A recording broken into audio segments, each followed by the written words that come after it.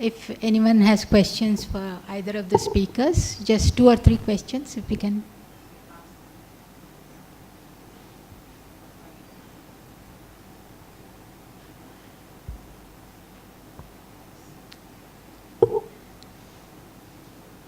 Go ahead.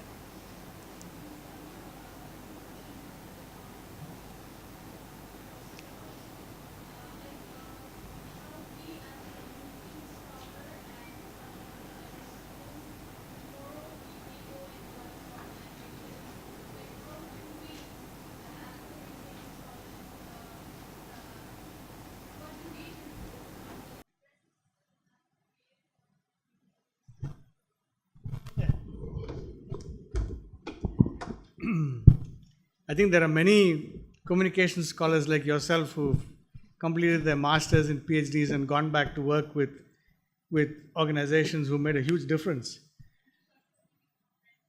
Well, you don't have to be. I think Sreekumar painted the kind of big picture of issues between capital and labor and issues around new media and, the new kinds of hegemonic forces, including Google and all the rest of it. But I think increasingly my take on that is the digital, to me, is also about the copy. Okay? The digital is also about leakage. The digital is a fact that we cannot control it. Right? Despite the best encryption efforts that you have in the USA and all the rest of it, you cannot control it. Right? So you have lots of opportunities to subvert the digital. Right? And that's happening at a variety of levels. It's not just in the area of media where you have cultural piracy and all the rest of it, but even, for example, in the area of seed. Those people who are involved in, for example, agriculture now know that, for example, any seed that has been digitally imprinted can be copied. Right? And I've got a chapter in an upcoming book on the digital seed and the fact that it can be copied and its potential to subvert the Monsantos of this world. Right? So I think, it's not a kind of closed book. There's always contestation. And the fact that, you can go and work with NGOs that are involved in these contestations. There's so many of them. Like, who was it, Naipaul, who said that India is the land of 1 million mutinies, right? And there are so many different types of organizations around involved in actually trying to subvert, use the digital for other purposes. And I think someone like you, with the education that you get from a wonderful place like here, I think, you can make a huge difference. Anyone else? Any other questions? Yeah, they have this 80-20 principle, right? So you spend 20% of your time developing stuff that you want to develop. And then, so you have somebody like Tristan Harris who exits the system and tries to subvert with an understanding of how the system works. So I think subversions are always possible.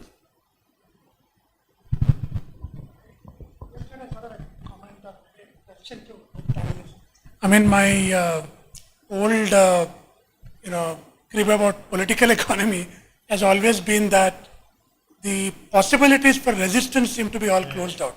I mean, somewhat on the lines of what Jharna was saying and your response to that. So, subversion, resistance, or even negotiation. Where is the room for that? I mean, while I appreciate and admire the systematic way in which political economy scholars sort of lay out the networks and the structures in which new media or even the old media are embedded, it doesn't seem to leave much room for negotiations and resistance. Sreekumar, for example, can we still resist in the new digital world?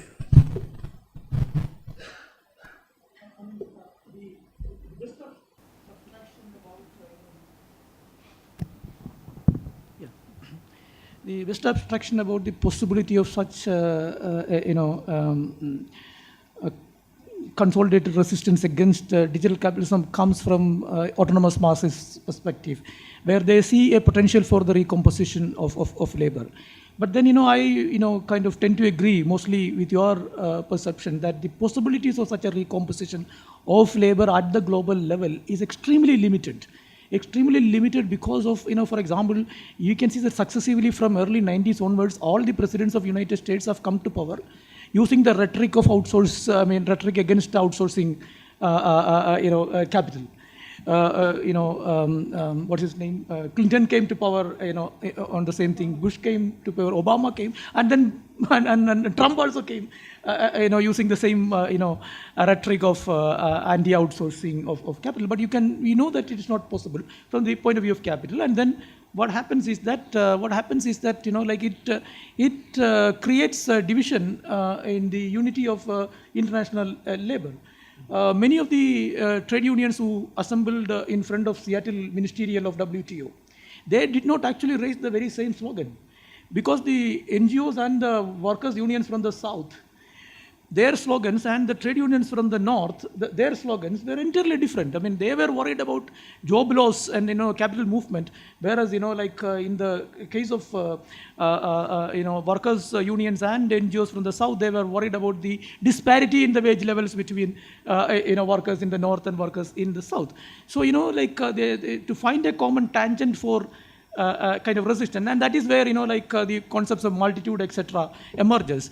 But I really appreciate the point that you just made. I mean, the network of smaller institutions, NGOs, civil society movements, which try to in one way or the other subvert the hegemonic presence of such technologies and capital everywhere in the world. I mean, there are such movements, but the real question is about how they can actually sustain such spirits over a particular, over a longer period of time, and what would be the capital strategy in containing those movements? Just in answer to what you said, I think I agree with you that political economists tend to be among the most pessimistic people that you can think of, right? So it's not a surprise that I think Althusser killed his wife, Poulantzas, I think, murdered himself, committed suicide, things like that happened in those days, right? I'm not surprised at all.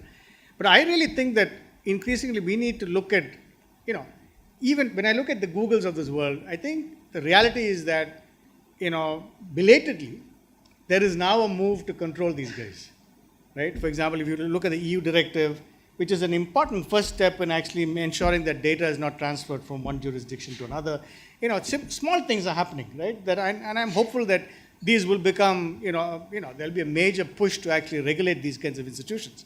But I still think that despite all our pessimism, there's a lot of very interesting work that's being done at local levels, also at a state level. I mean, for example, if you look at, I'm very impressed by the fact that in Kerala we have public sector software, right? And the fact that IT at schools is a project that is based on free and open source software, right? These are really important, these are very extraordinarily important, these are statements. Because in the context of the neoliberal economy, they're showing that you don't have to take that pathway. You can take another pathway, right? And that's also, I think, the story of political economy. And I think I'd agree with you that we really need to focus on that as well, right? And that both have to come together in some clear kind of ways. I think if I may intervene also, because I am a committed political economist. Part of the problem is that our secret belief that it's the end of history and capitalism is the only thing, and the neoliberalism has convinced most of us secretly that that is the only way, and we have stopped questioning many of the, even among communication theorists, we have stopped questioning many of the things. I have filed an RTI with the Election Commission for since last year. The previous election commissioner has been pulling in Facebook to collaborate with the Election Commission of India. By then, Brazilian election thing has come out, Myanmar thing has come out. How dare a major economy, like major democracy like India, invite Facebook to collaborate in voter registration? What does it even mean? And no one questioned it. And initially, first letter they sent me, they denied.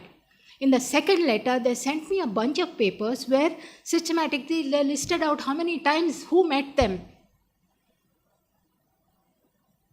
And you have Facebook, which is known globally, and they have, in front of the Senate, admitted that they are deeply interested in elections processes in India and elsewhere. They said we have a role in these elections.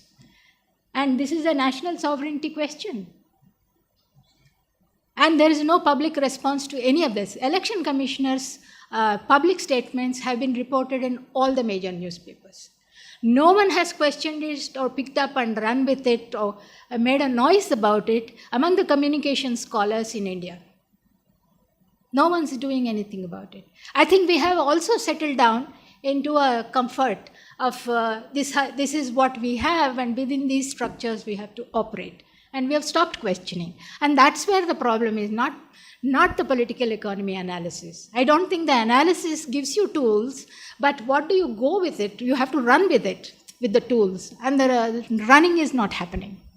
I think that's where the shortcoming is. Because there are hundreds of protest movements of all kinds on the ground. Lakhs of people are marching to Delhi on the streets. No public media, no major media are covering them.